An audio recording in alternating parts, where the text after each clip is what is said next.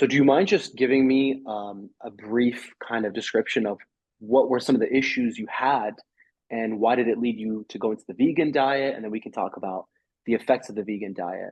I never really had an issue with the stuff I was doing when I was interested in bodybuilding, and this was 13 and 14. Then at 14, around 14, 15, because of vegan gains, and vegan gains, of course, he was lifting, he was pretty buff. He was making these nutrition videos talking about how veganism is the way to go for health, and that it will increase your testosterone, and that it's just good overall. He started making me think about health, and then I stumbled upon another guy, but I won't mention him for a few reasons. It was when I became vegan and started thinking about health, funnily enough, that I got health problems. And those health problems were, to keep it short, gut issues. Everything stemmed from the gut issues, really. I was eating a bunch of foods that create gas. So I had gas almost every day, when I was 15 and 16. And skin issues, a lot of skin issues, because those come from gut issues, of course. Vertigo, low blood sugar, I'd say improper development, pale skin in general, because of course I wasn't getting sun. I didn't think about it like that. I just thought that, oh, if you avoid animal foods, you'll be healthy. That was the extent of my thinking when it comes to health back then because of vegan gains. Again, he only talks about diet, he doesn't talk about anything else. So obviously, you shouldn't trust him. And then eczema. I mean, I had eczema when I was younger, but it's an extension of the same thing. You've got environmental pollution inside of all children nowadays. So of course, and you're going to develop gut issues as a child, and you're going to get those problems. I was sensitive to it, so I got it. And then the veganism accentuated the eczema, so I started having sort of permanent eczema. I remember over here on the inside of my elbow, I had a big patch, a big red patch that didn't go away for several months, even during the summer, I believe. And usually, people in the summer, if they have eczema, that goes away. It's usually a winter problem because extra skin damage. But yeah, then I found Frank Tufano. He convinced me to start eating animal foods because mathematically speaking, they're more nutrient dense. I realized that there was a problem there. Went over to meat.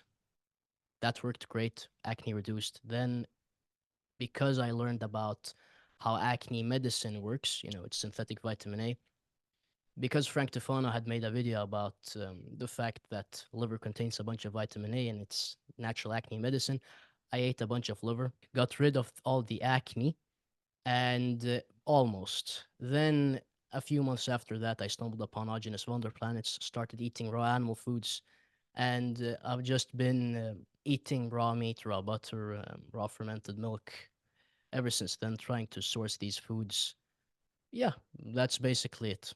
Then, of course, there are details between, in November 2019 when I started eating raw meat, and now there are a bunch of things I've done during that time. But still, that's the basic gist of it.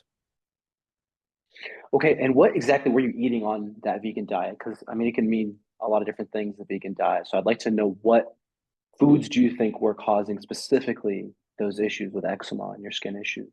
I just think that a vegan diet in general, that's devoid of animal nutrition, does not work for human beings. So if you look at my vegan diet, it wasn't processed. It was a whole foods vegan diet. Like I was eating pretty high quality sourdough bread. I was eating pretty high quality organic peanut butter. I was eating rice, a bunch of vegetables, beans, legumes, all of these plant foods that supposedly are more nutrient dense than, I don't know, processed food in general, because processed vegan food is obviously not nutrient dense. I was eating whole foods. And because these foods aren't meant for human consumption, I'd say, especially if you have a weak gut, if you're an indigenous person who's been eating a specific preparation of some legume for many, many decades, then of course, or thousands of years even, there's not going to be a problem. But if you're eating legumes as a sick modern human being, of course, that's not going to work. And that's why when someone switches to, let's say, carnivore, they feel much better. But again, it was a whole foods vegan diet, and the problem was that these foods, they damage the gut lining, they're not easily digested, they're not easily broken down, and they're devoid of nutrients. They're devoid of B12, they're devoid of vitamin A, they're devoid of the density that you need. Like if you're eating 2000 calories, you need nutrient density to get a lot of nutrients. I wasn't getting Mm, that. Even if you're getting some nutrients, you need the nutrient density. Even if, let's say, some legume contains thiamine, vitamin B1, you're going to find far more thiamine in animal foods. And so, even though, let's say, you're getting both, you're getting far more thiamine when you're eating meat. And it's the same with all the other nutrients, really. It's the same with vitamin K2, it's the same with cholesterol, saturated fat. You're not getting any of that on a vegan diet. So, of course, all of those factors combined lead to disaster. yeah, interesting. And what about vegetables? You've touched upon legumes. What about vegetables? Are they bad for us? Should we consume them? Should we include them in a primal diet? I'd say vegetable juices are the only way of consuming vegetables in a good manner. And then it also has to do with the specific vegetable. There are certain vegetables that have a lot of anti-nutrients. There are other vegetables that are all right. So if you as a human being juice a carrot and you drink that, and then you juice, let's say, kale, and you drink the juice from that, just from the mouth, you realize that it's far better to consume a carrot than kale because the carrot tastes better and there's no bitterness to it. It doesn't have all of those anti-nutrients that you would find in kale. No Mm, oxalates, no this and that. The reason it's best to juice vegetables is because you're bypassing the cellulose. So humans can't break down cellulose. We have no enzymes that break down cellulose. We have bacteria that could eat up the cellulose, but that process is not very efficient at all.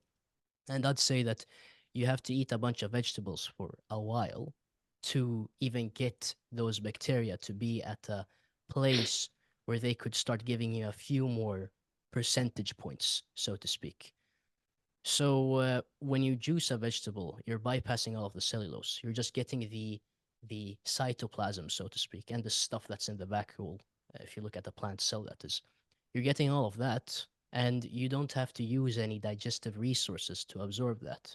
You've got a bunch of minerals in the plant that you don't have to, you don't have to use any digestive power to get those minerals.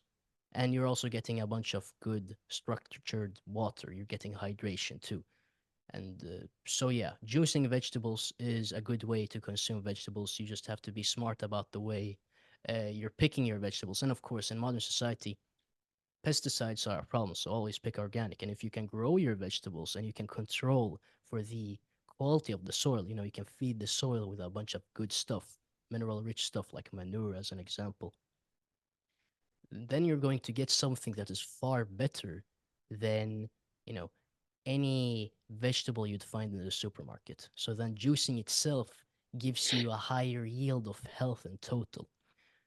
So yeah, with cooking, I'll just tap into these details. Of course, if you're eating a raw vegetable, you've got cellulose in there. So the water is locked behind cellulose and you can't digest cellulose. So there's no reason to eat raw vegetables really. You're going to mm. get a little bit, but not that much.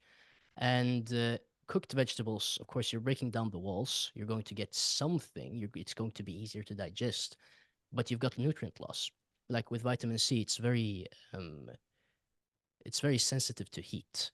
So if you cook it, of course, all the vitamin C that's in the vegetables, which is a hallmark of the vegetables and the fruits, nutrient-wise, that goes away. So yeah. Interesting. I mean, just thinking about it, it kind of makes sense in a hunter-gatherer setting that it would be difficult to get all of those nutrients and those vitamins that we need just from veggies only. It would make sense that it would come from an animal, right, and from liver specifically, and or other organ meats. That would be much more nourishing as opposed to scavenging for all these different types of vegetables. So I can see how that would make sense as well. Okay, so why raw primal? Why raw meat as opposed to cooked meat? Yeah, that's an interesting question. There are a few things. The first one, I mean, the way we talked about the cooked vegetables and the raw vegetables, of course, bioavailability isn't really an issue with raw meat. So, you've got hydrochloric acid, you've got the necessary enzymes, most of the enzymes, I'd say, in the pancreatic fluid and the stomach and the intestinal wall are for breaking down protein, I'd say. So we don't have an issue with raw meat, just like any other animal that's a carnivore that includes meat in their diet doesn't have a problem with meat. We don't have a problem with meat. With the cooked vegetables, I said that you're breaking down the cells and you're losing nutrients. The same thing happens when you cook meat. So you cook meat and whatever was in the tissue that once was a cow or an animal in general, you lose that. Like with B12 as an example, B12 is very heat sensitive. So if you cook meat, you're losing a bunch of the B12. Same thing with all the water soluble vitamins. Like if you think about it, a steak is filled with water. And of course, if these water soluble vitamins are water soluble, they're going to be found in the water component of the steak. So if you then cook the steak, what happens? You lose all of these water soluble vitamins. Not everything, of course, because you still got moisture in the steak after you cook it, but you lose a lot of it. And then from a hydration perspective, you're also cooking out all of that water. That's very good, structured, nice water bound to a bunch of nutrients. You want Mm. that. I don't see a reason why you wouldn't want that. And then when you cook meat, you oxidize a bunch of the proteins, a bunch of the fats. You get lipid peroxides. So lipid peroxides is basically lipids, but you've oxidized them. And that's not a good thing. That's been scientifically proven to not be a good thing. It causes heart disease, it causes disease in general. And then the proteins, you get heterocyclic amines and polycyclic aromatic hydrocarbons. You get cancerous substances. So when the red meat turns into, a brown surface, that's carcinogenic. And the more cooked it is, the more crispy it is, the more carcinogenic it is. You also get advanced glycation end products, and you get what are they called? Acrylamide. You get acrylamide. So by the basis of all of these facts, and by the basis of us being able to handle raw meat in a very good manner, I don't see how cooked meat could be superior to raw meat. Yeah, yeah, that I guess that's it. You could say, and this is something that I said last time someone asked me this question, or not this question specifically. With cooked meat, from anecdotal evidence at least, what I'm seeing is that it's harder to digest. And yeah, this was the thing I was going to mention, but let's stick on this. If you eat cooked meat, you're going to get warmer. So in a cold setting, if you were to eat cooked meat, that would heat you up more. Now, there's no scientific evidence on this, nor on the fact that raw meat is easier to digest. But in general, I mean, we live in modern society, we live in houses. We don't have problems staying warm. We have modern clothing. There's not really a big issue there. What we need is food that is easy to digest because we don't have a lack of heat. We have a lack of digestive power.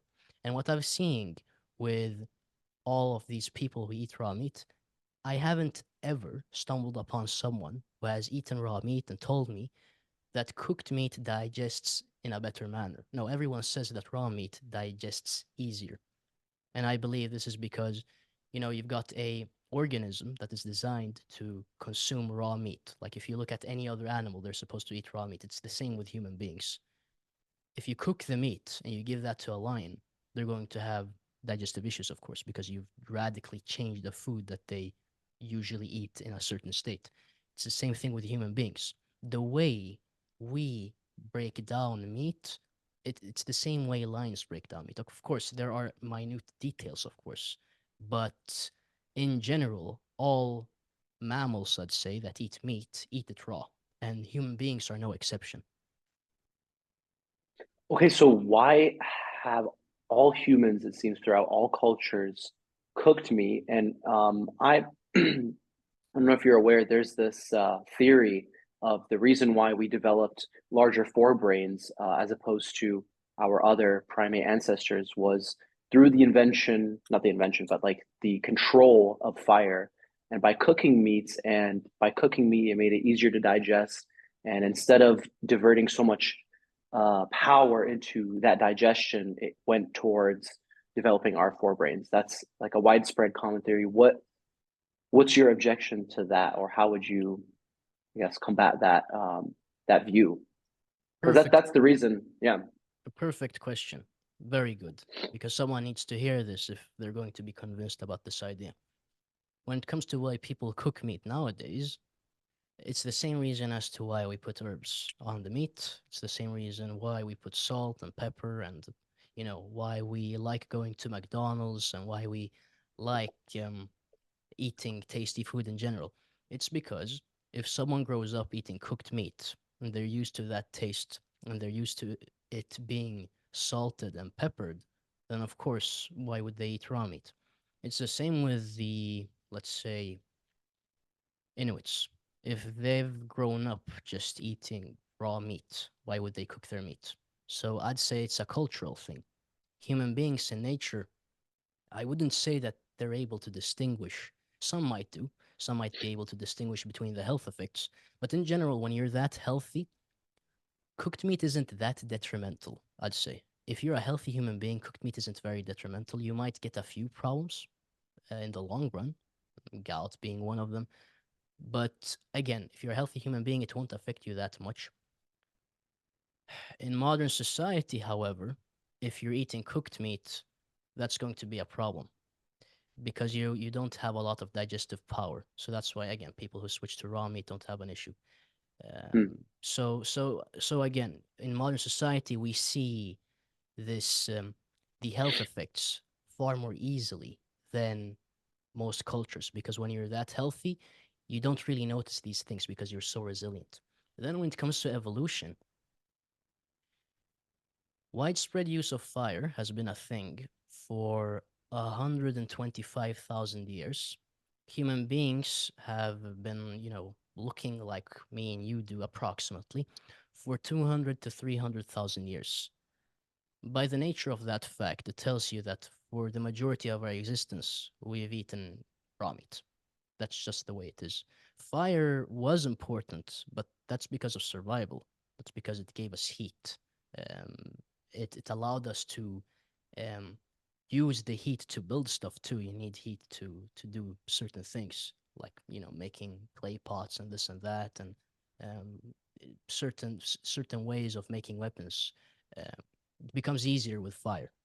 I don't know the details of that, but I've seen, on survival channels how they use Yeah. fire to make Yeah. certain tools. If you just look at cooked meat and raw meat and you look at the difference, and this, you know what? I'll go down this route instead. If we needed something to evolve, then it is required for modern day human beings. Does that make sense? Yeah, Hmm. okay. So, therefore, if cooked meat was in some way special and it made us evolve, it would be required for modern day human beings. So, if for some reason cooked meat made us evolve, modern day human beings would need the specific thing that is created when you cook meat. They would need to eat that. But what we see is that if we take a human being and you put them on a raw meat diet, they have no problems. If you look at the Hmm. Inuit, which have obviously their brains are just as big as ours, they're eating raw meat and they have no issue. So just by the nature of that fact, the statement that cooked meat made us evolve must be incorrect. Must be Hmm. 100% incorrect because it's not something that modern day human beings need. That's what I would say. Okay. So, what would be your explanation behind why so many different cultures cook their meat, right? Across so many different geographic locations, across time, there always seems to be this idea of cooking meat. Although there are exceptions, in Middle Eastern cultures, we have kibba, which is like raw meat, or in some other cultures, they have raw meat varieties as well. Why do we see this convergence in behavior of all of these different cultures cooking meat? Is it maybe perhaps that it was a cultural or a behavior that was passed down through that cradle of civilization in Africa, perhaps? Or do you think they all these cultures came to that same conclusion or that same behavior independently? And if so, that would kind of mean then that there's some type of adaptation to that behavior if you were to go down that line. So which one do you go down? I'll tell you this. Varus Ahmad has a book called The Disease of Kings. And the basic gist of it is he looks at how the history of Asia um, aligns with nutrition. So the people in northern Asia, they're eating raw meat and they're drinking raw milk, and they have a primarily, a heavy animal foods diet. While the civilizations in the south, who are more, let's say, civilized, they're eating, the basic Arab cuisine. They're eating, rice, grains, Hmm. salt and pepper and spices, and the food needs to be very tasty and refined. Hmm. And you know, the art of the culinary art is very important in society, as opposed to, fueling men and becoming warriors. And what you see is that the people in the northern part of Asia, they conquer those in the southern part of Asia who have become weak through eating this food, and then they become like that. The southern people, they adopt the culture that they have in the southern parts of Asia, and they become weak, and then another tribe in the north then comes and conquers them. Wow. So that should tell you a lot about how nutrition affects us. What I'd say is, again, it's cultural. If you have a society that has cooked cuisine, then of course you're going to eat cooked meat. Like cooking in general is the base of the culinary arts. So of course you're going to want to cook meat. And so if you have a society that's cooking a lot of food groups, they're going to have a higher probability of cooking animal foods, is what I'd say. When you have a society that's very peaceful, that doesn't have any problems, they're going to want to delve into the culinary stuff, and so they're going to have a higher tendency of cooking. But when you have people who, are warriors, who are living like nomads, they're going to cook less. They're going to eat a lot of it raw because they just want to fuel themselves. They want to, you know, train and create more soldiers. That's their goal Mm. really.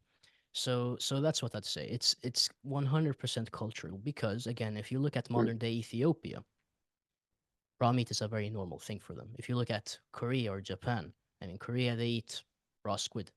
If you look at Japan, they eat a bunch of stuff raw, even raw chicken. It's Yeah. primarily cultural.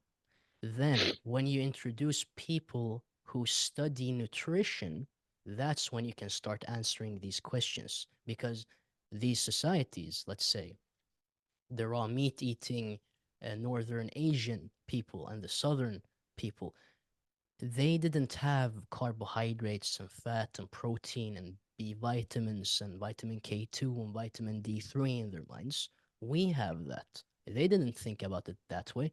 They don't know about heterocyclic amines. They don't know about acrylamide. They have no idea about these things. So it takes someone in modern society who's looking at it from a nutrition perspective to understand whether raw meat or cooked meat is superior. And again, historically speaking, if we look at Asia, it seems as though one of them is the winner. Very interesting. Okay. And where does that source come from? That source of information? You said it came from a Varus book. Ahmad, my good friend Varus Ahmad, he's written a book Okay. about the subject. Awesome. Yeah, I'm definitely going to check that out. That sounds very interesting. And then just one more thing I want to touch upon this is what about the idea that pathogens are within meat? Like, let's say you have not a fresh piece of meat, but a meat that is a couple days old and it hasn't been refrigerated, and you have all this bacteria pathogens on it, and that if you cook it, you would kill off most of those things and significantly decrease the chance that you would get some deadly illness. What I mean, we could kind of branch that out into salmonella with chickens too, right? So isn't that a potential advantage of cooking as opposed to just eating it raw? Well, that's the interesting thing. I mean, if you go to any raw meat eating tribe, they wouldn't be eating raw meat, nor would they thrive as a culture if raw meat was dangerous. So you've got this dish called kiviak that the Inuit make. They take a seal skin and then they bury raw birds. Like they haven't removed the feathers or anything. They just put the bird corpses into the seal skin. They bury that underground and then they let that ferment for several months. So we're not talking Mm. about 2 days in the fridge, 3 days in the fridge, and it's a little bit stinky. We're talking several months. They dig that out and they don't cook it. They eat it like that. They remove the feathers from the big juice of corpses, raw bird corpses, and they eat the Wow. meat.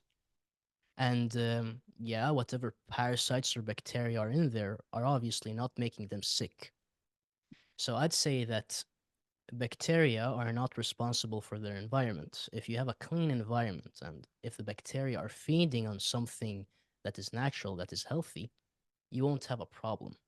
However, if the bacteria are feeding on something unnatural, something that's, let's say, dead, something that's toxic, you're going to have a different outcome. So, and this is something that's very interesting, I'd say.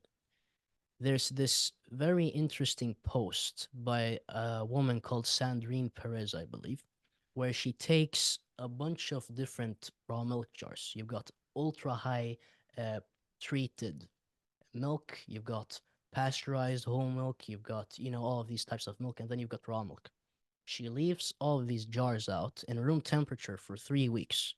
And when she comes back, she finds that the raw milk, it has no mold. It has no, green or blue or dark patches. Mm. Nothing. Nothing has happened to the raw milk. All the other ones, they're molded. Mm. When you ferment or let cooked food stay out for more than it should, you get something poisonous because the bacteria are feeding on something that is dead, that doesn't have its own bacterial environment. It it becomes toxic. The byproduct of them feeding on the cooked dead thing is toxic. So I've seen accounts of people eating a old steak that's cooked and they die. They die. But with raw meat, if you ferment raw meat, you don't get the same problem. If you ferment raw animal foods, you don't get the same problem because that thing has its own bacterial environment. And that's, I mean, it's hard to convince someone who hasn't eaten these foods, but those bacteria in high quality raw animal foods are always safe. And the reason I know this is because in Ethiopia, they're not getting sick. The Inuit are not getting sick. The Nenets are not getting sick. All the people who follow this kind of diet where they eat rotten meat, some people do that almost every day, raw meat in general, including raw chicken, raw fish, anything of that sort, raw butter, raw milk, raw eggs. Some people have done that for many, many years without ever getting sick. So it's all about sourcing your food correctly. Of course, if you've got a chicken that's been injected with antibiotics and has lived in a way where even if you were to consume it raw, it's totally unhealthy to consume. Of course, if bacteria feed on that tissue, you're going to get problems. And again, the bacteria has also been influenced by antibiotics. And when bacteria is influenced by antibiotics, you might get different issues. You see how that works? So Hmm. with high quality raw animal products, this is something I always say. With high quality raw animal products, they don't cause bacterial food poisoning in human beings at all. And in the cases where someone might eat, let's say, some raw animal food and they got sick, it's always pollution.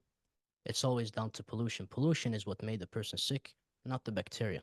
Just because the bacteria is there doesn't mean that the pollution made them sick. And if you look at the symptoms of bacterial food poisoning and then poisoning from pollution, it's almost identical. Wow, that's really interesting. Okay, I'm gonna have to look more into this. This is like one of those big paradigm shifts that's gonna take me a while to kind of get through. But I'm curious to know, like, yeah, like has everything we've been told just been completely incorrect, or have we misunderstood? And I want to get your thoughts on that. On okay, I can understand logically how we have this capability of eating raw meat, but I'd like to know your comments on the culture. Um, we seem to be so vehemently opposed to raw meat, just by way of people reacting to even some of your videos. And this idea that salmon raw chicken will kill you because you're going to get salmonella. So where do you think that comes from? Is it intentional? Is it just like misinformation that people are just not aware of these things? What do you think it is? It probably came from Louis Pasteur. Pasteur came up with the germ theory, which says that disease originates from the germ. And because of that, we got pasteurization. He said that the thing that's causing disease in, let's say, these humans is the fact that they're not heating their meat, their milk. And from that, because he said that, raw milk became vilified. And so the pasteurization industry said we can earn a lot of money here. So, of course, that became a thing. For the majority of our existence, and even if you go back, 1,000 years, we've been drinking raw milk. And there's, no accounts of any group of people, any civilization saying that raw milk is causing disease. Like, go back to the 1700s, 1800s, 1600s, 1500s. Do you have any accounts of people drinking raw milk or talking about raw milk making anyone sick? No. Raw milk was banned during the 70s, and a lot of other stuff, politically speaking, happened during the 70s. So, yeah, that period was.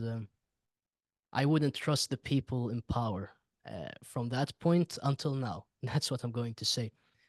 If you look at just as an example, because I know me and you are Arabs, the Bedouin Arabs, they still drink raw camel milk. Are they getting sick? No. Yep. The Maasai have been drinking raw milk and raw blood for the majority of their existence. Do they have any problems? Have they ever gotten any problems? No, not at all. Again, it's the same with the fact that people say that fat causes heart disease. That came in the 60s, and then it started to become very popular during the 70s. Back in the 20s and 30s, when you look at cookbooks, the main thing, at least in the US, was the inclusion of eggs, cream, and butter. A bunch of high fat animal foods. There was no heart disease back then. No heart disease at all. That Mm, was not a medical mm, problem at that point. And they were eating a bunch of fat.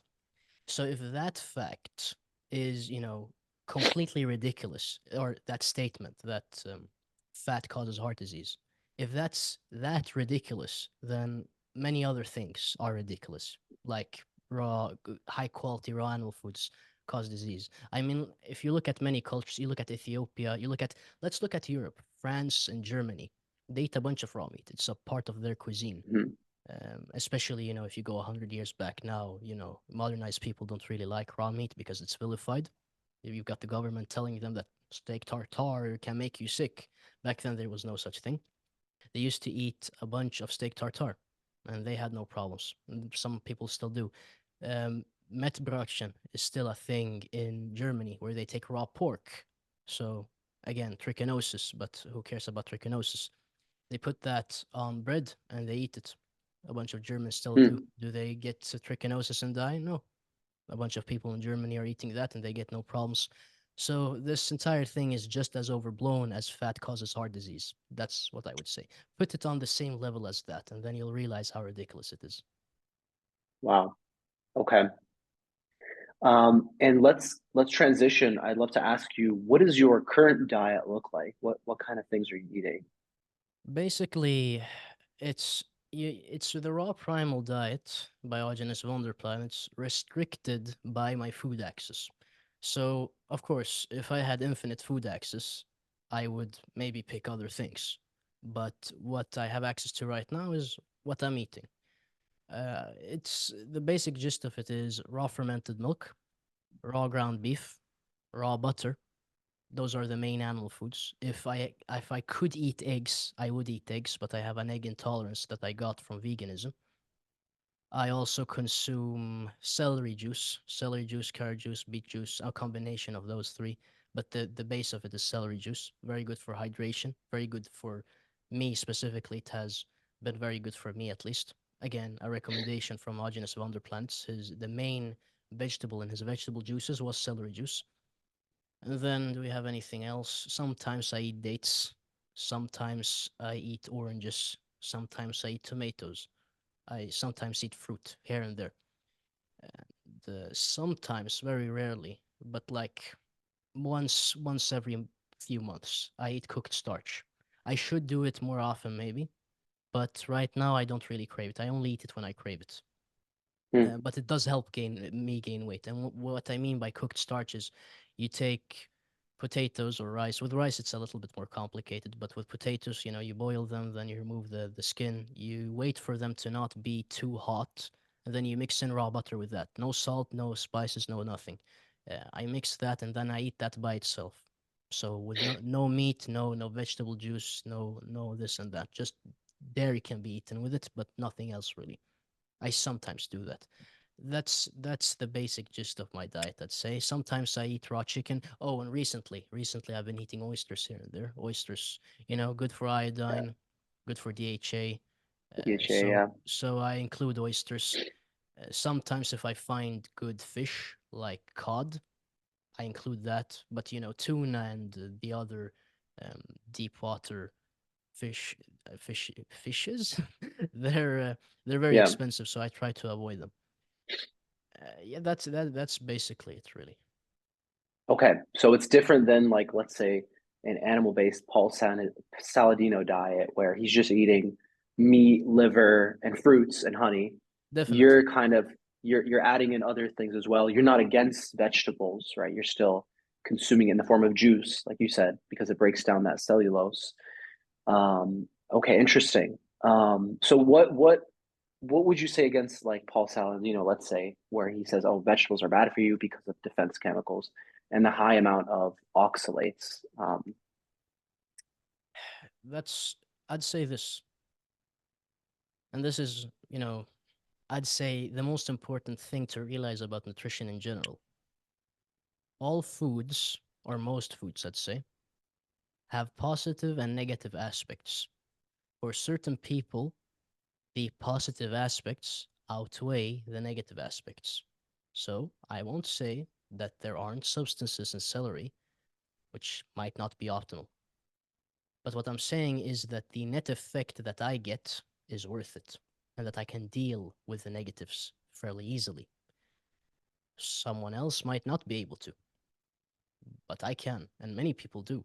I mean, if you look at many people who drink celery juice, they say that they've improved their digestive health, they have more energy, their skin cleared up. Clearly, there's something positive going on.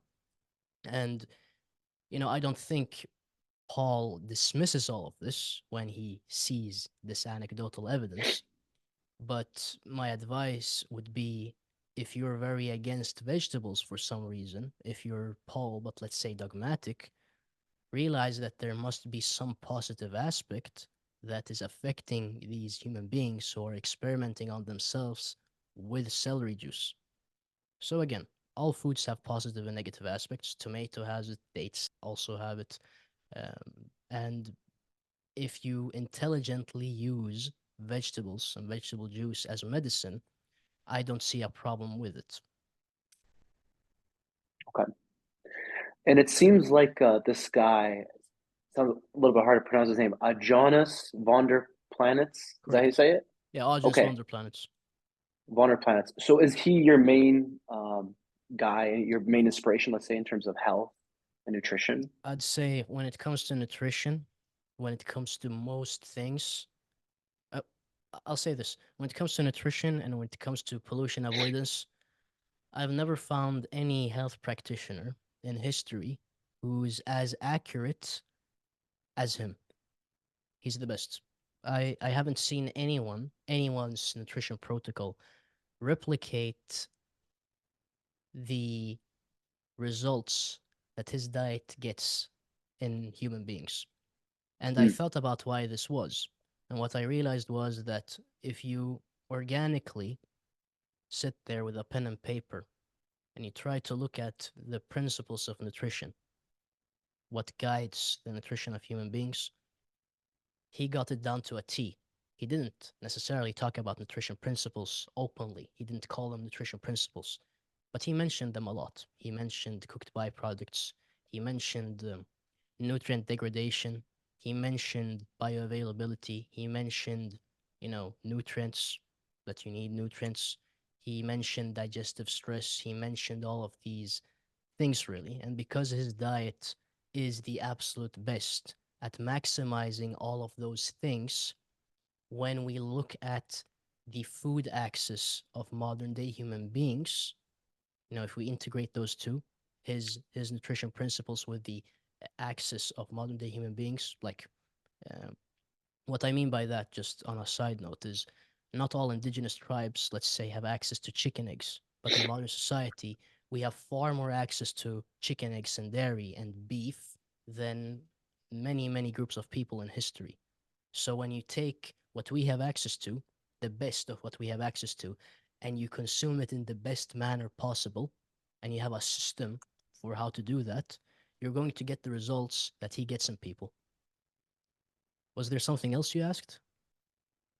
No, no, I just wanted to know more about his story. What is it about him that inspires you? I know you told me that his method is very effective. Um, but yeah, I'd just like to dig in more about his story. How did he come about his diet? I'd say, it was a long time ago when I listened to his workshops, so I'm not 100% sure about his story. But what I'll tell you is this: the way anyone should approach this is through experimentation.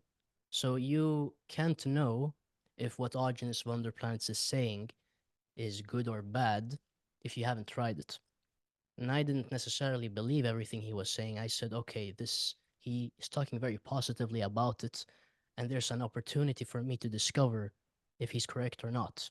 But in my mind, of course, I was saying that I've probably stumbled upon something very good because I didn't believe that he was lying, and he wasn't. So when I tried the stuff that he preaches, I got amazing results. The results that he was talking about in his workshops with his clients. And so that's when I understood that everything he's talking about is correct. And when I tried anything that he talks about, it was correct. So that's why I say that Aajonus Vonderplanitz is the greatest health practitioner of all time in terms of nutrition. He is that because, again, not only did I try his stuff, anyone who tries his stuff gets the same results.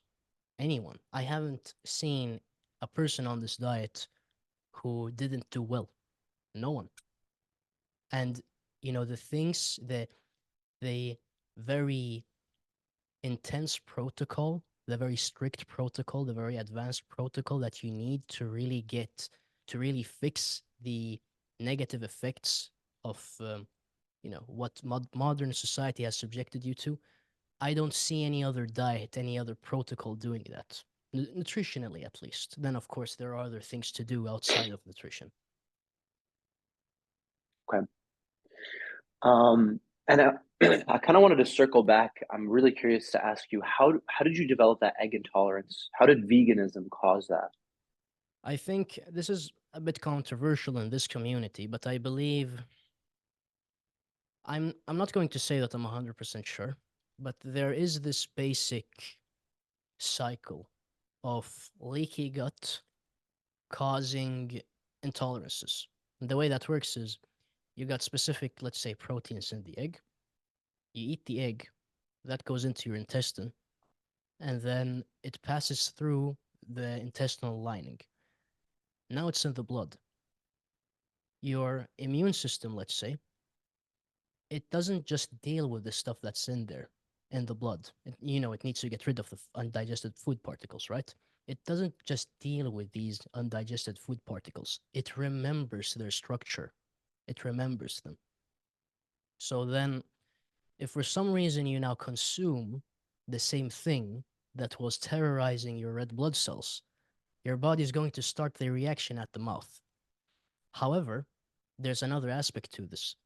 When I ate that egg, the reaction started before the egg reached my small intestine. It started in the mouth, Hmm. which leaves me very confused.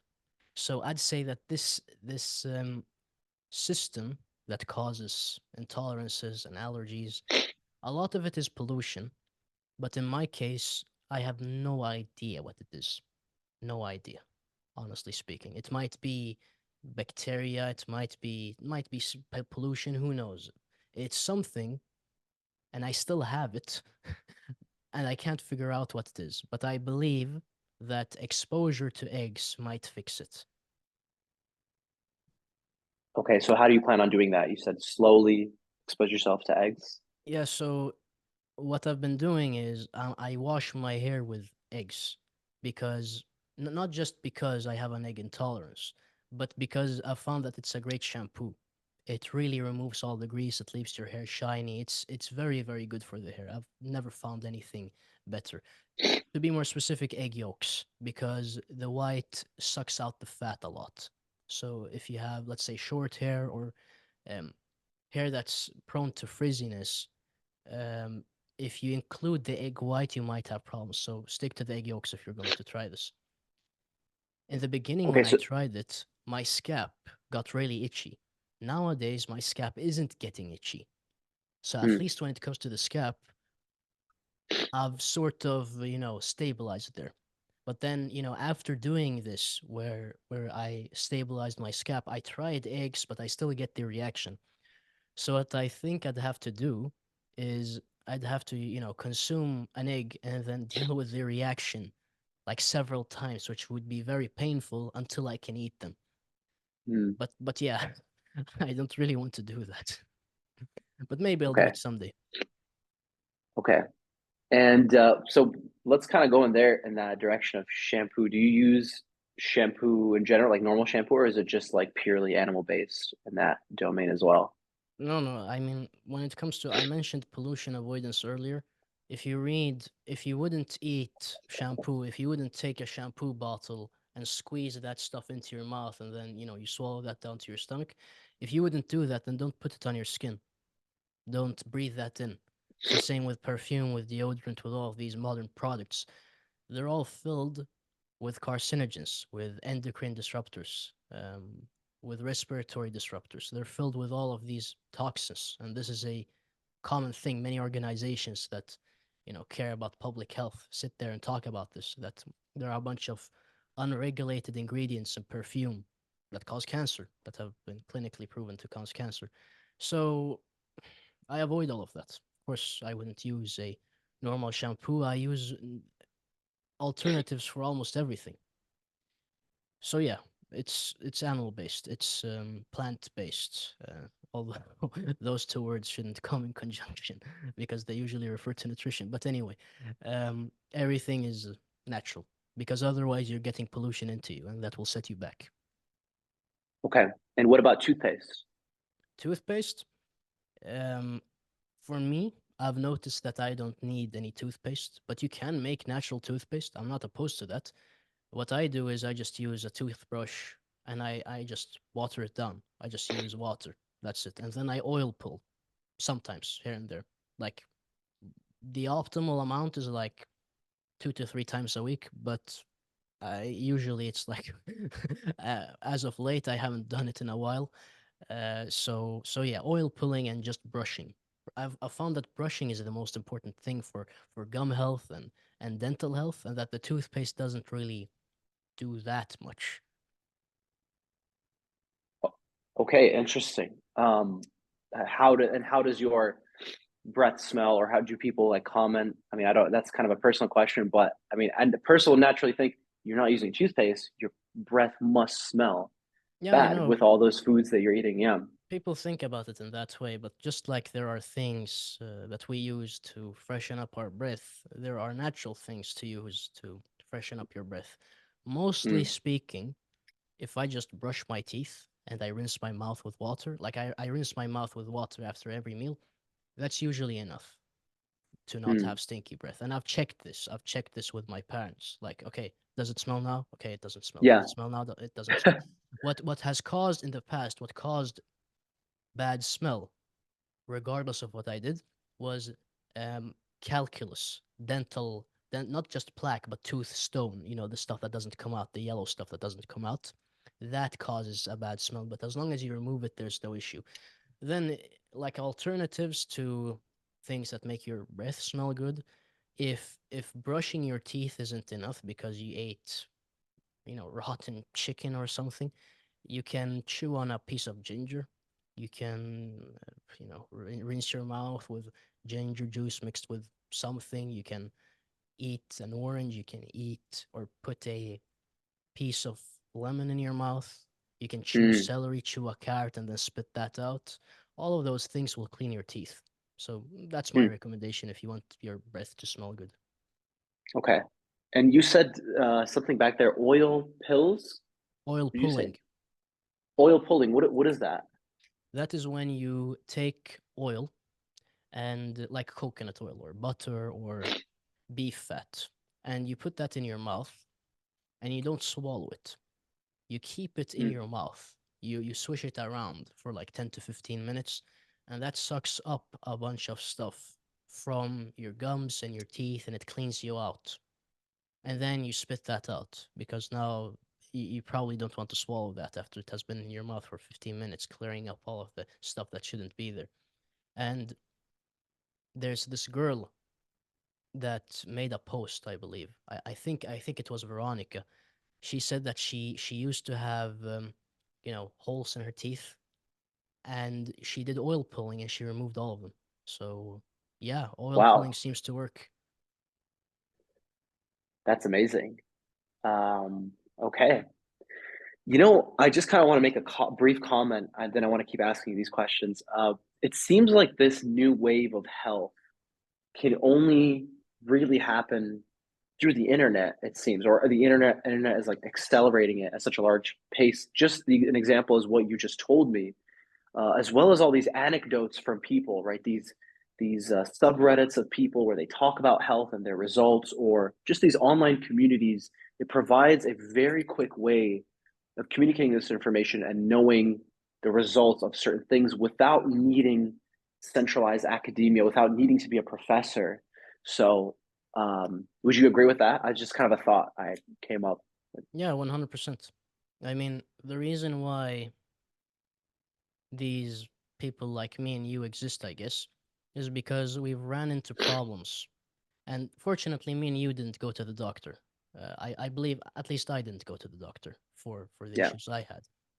But many people previous to us, let's say, they did go to the doctor and their issues didn't go away. So they got desperate and they started doing the woo woo things, the hippie stuff. yeah, yeah. And that worked. So they started telling other people about it. And then people who, let's say, have the same issues as them, they try it before going to the doctor. And so they get converted into, the health stuff. Same with Aajonus Vonderplanitz. That's what happened to him. He went to the doctor, went to the doctor, went to the doctor, got messed up, messed up, messed up. Then he started listening to the alternative guys, and he also, worked it out by himself, and he got better. So me and you listen to him, and what happens? It's like, having a conversation with some guy that we met, but it's on YouTube. Like the human brain can differentiate between this sound that's coming out of this device.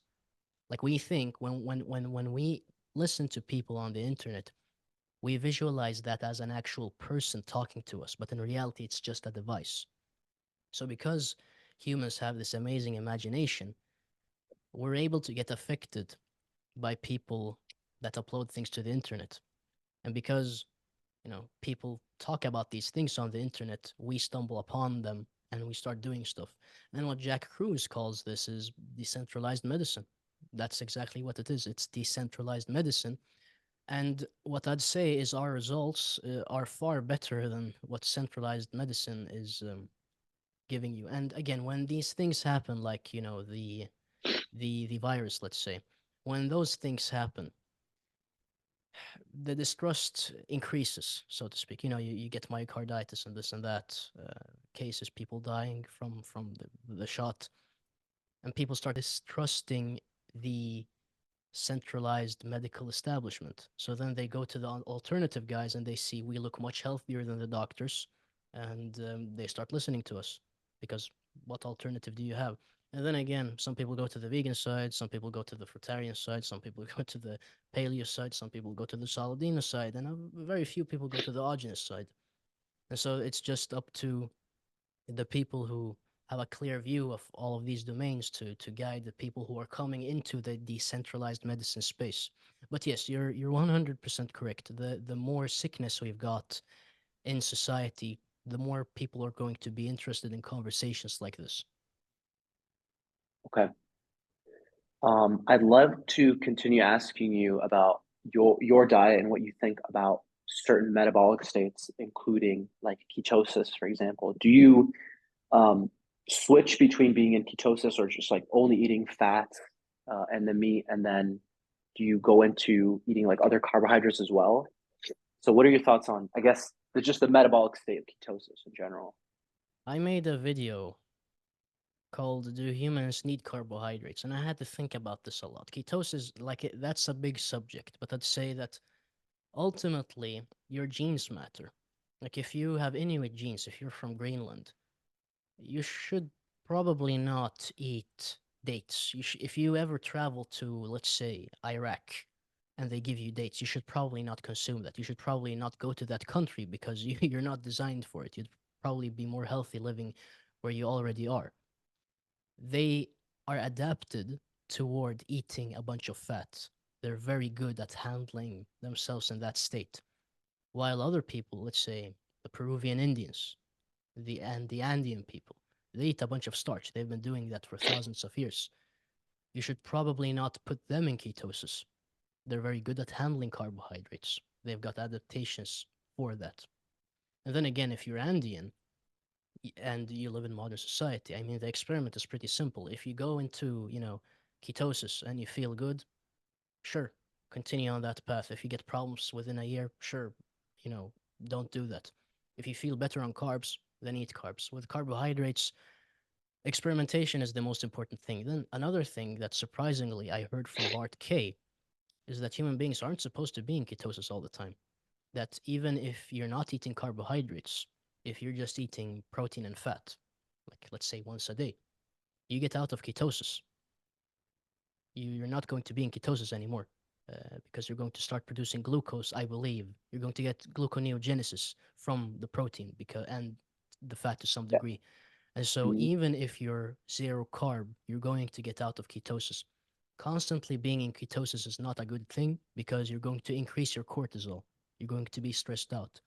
And something else that I got from Varus Ahmad and something that I see with many women is that, and this is something he talks about, of course, women have a tendency to do very bad with zero carb for some specific reason. They're more suited toward eating carbohydrates.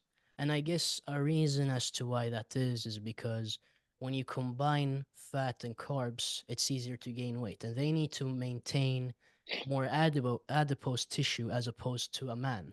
We have more muscle, less adipose tissue. They have more adipose tissue, less lean muscle mass.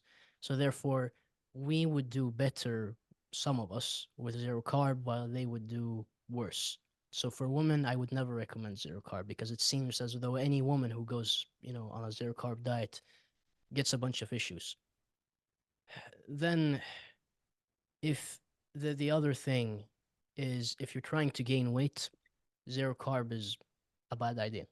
A very bad idea because if you restrict one macronutrient, you're not going to get the Randall cycle, and the Randall cycle is your absolute best friend when you want to gain weight because what it does is one macronutrient goes toward building tissue and the other one goes toward energy. Your body picks one of them and the other one goes toward building fat. And if you're skinny, you want fat. So, of course, you want to activate the Randall cycle. And you can't activate the Randall cycle and build fat, gain weight without combining fat and carbohydrates. And so, if you're going zero carb, you're not getting any glucose. See how that works? So if you're very Mm, fat, let's say you're very fat and you want to lose weight. Well, of course, restricting carbohydrates is a good idea because you've got all of these resources that you can burn up. Like it doesn't matter if you need to do, let's say, gluconeogenesis. Yeah, it might stress out your liver because you do gluconeogenesis in your liver, but still, you've got all of this fat in general so you have the storage you can do whatever you mhm, want with it really. So if you mm, restrict one macronutrient and it's becoming harder to get a certain thing because you're not eating it, well, that doesn't apply to your case because the things that a skinny person would need to get from their diet the fat person gets from their fat. So again, and if you want to lose weight, of course, you don't want the Randall cycle. You don't want to get any insulin. So I'd say that with carbohydrates, on average, people do best with low carb. because if you aren't adapted to absolute zero carb, then you're getting enough carbohydrates so that you don't need to do too much gluconeogenesis. Again, the main point is how adapted are you to doing a bunch of gluconeogenesis? Again, how much have you adapted to carbohydrates based on your ancestry? And again, the easiest way to figure this out is by experimenting. So again, the my recommendation, again, low carb. That's usually what I do. I consume, I'd say, between 50 and 70 grams of carbs every day. But again, I don't count anything, so that's just an estimate. Okay. And I would love to ask, come to a close with this question. What are your thoughts on nutrition, diet, and mixing it into spirituality? I don't know if you're a spiritual person, but I'm really interested in this intersection between health and just like general health and spiritual health, let's say. Do you believe there's a connection? What are your thoughts on that? I'd say there is, but it's not in the way where if you were to talk to a vegan woman who does yoga, she would connect them on a more hooey wooey level, if you know what I mean. I will Hmm. connect it in a more masculine way. If and you'll realize what that entails. It's going to be very organized. So when I talk about spirituality and the way I've come to see things is that anything that is dependent on the mind is not going to get you closer to the truth of reality. It's not in the mind. It's what allows the mind, it's what's prior to the mind that you could call spiritual. And again, I like to call spirituality realism because that's what it is. You're digging into your experience and trying to dissect what reality is. And what we see across cultures who are very interested in this is that concentration, mindfulness, very advanced states, brain states, are important to cultivate. You need to practice the mind a lot to be able to know the mind for what it is, so to speak. And that's just a little part of it, really, in the grand scheme of things. The better your nutrition is, the better your mind is going to work, your brain is going to work, I should say, because the brain is the organ, the mind is what we call the function of the brain. That's specifically in human beings. So the way nutrition intersects spirituality or realism is the more you're able to optimize your brain, the easier it is going to be to get a powerful mind so that you can see the nature of reality. It's not necessary to have good nutrition to see the nature of reality. There are a bunch of, Indian yogis and Tibetan Buddhists who have done that with vegan diets to some degree. Not the Tibetans, I'd say, because they don't have access to that stuff. They eat animal foods because of their environment. But from a nutrition perspective, if someone came to me and said, I want to, really get a powerful mind so that I can understand what I am and what reality is, I'd say, okay, well, we'll completely optimize your health then, if that's your goal. Because the better your brain works, the easier that's going to be. So, yeah, if you optimize the brain, which is what allows you to experience reality, it allows you to interpret everything that's in front of you, really. Um, you're able to do the spiritual stuff better. That's what I would say. Okay. Well, I want to thank you very much, Jones, for coming on. And do you have any remarks you would like to leave to the audience before we end this podcast? One thing that I always like to say is that whenever you do something that's good for you, for your health, you're doing something good for society. So every time you don't do the unhealthy thing and you do the healthy thing, you're doing something great for the world. If we look at the health of the world, it's composed of each action that each individual takes, especially in modern society. Again, we wouldn't have this problem unless modern society creates health problems. So every single action that someone performs, I'd say, is meaningful. And if anything, I wouldn't say that this should necessarily motivate someone, but I would say that I'm deeply thankful for everybody who cares about health, because you're doing something great for the world, especially in this world where the people in modern society are sick and they don't know, they're in a hole and they don't know how to get out of it.